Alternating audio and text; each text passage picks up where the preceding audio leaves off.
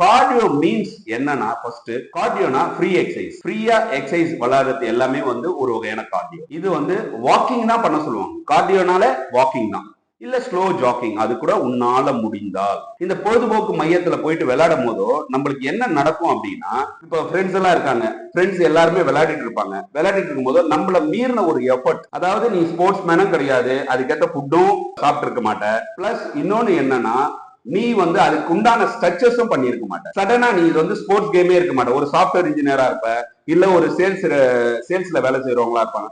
அவங்க weekly once போய் ஜாலியா ஃப்ரெண்ட்ஸ் கூட விளையாடும் போதுதான் அவங்களுக்கு இந்த இன்ஜுரி. ஏன்னா அவங்க பாடியில என்ன எஃபெக்ட் இருக்கும், கொலஸ்ட்ரால் இருக்கா, சுகர் இருக்கா, பிபி இருக்கா, இதெல்லாம் தெரியாது. சரிங்க, நீங்க இவ்வளவு சொல்றீங்க, ஆனா இறந்து போன ஒரு 26 வயசு பையன் தானே, ஏன்பா வயசானவங்க இருக்கிற குழந்தைக்கே சுகர் வருதுப்பா. நம்ம ஹெல்த் எங்க பாதிக்கப்படுதுன்னா, நம்ம சாப்பிடுற ஃபுட்டு, நம்ம தூங்குற அன்டைம் ஸ்லீப், இது எல்லாமே சேர்ந்ததுதான். நம்ம சடனா போய் நான் விளையாட வேணாம்னு சொல்லல, ஜாலியா விளையாடுங்க, அதை அளவா விளையாடுங்க.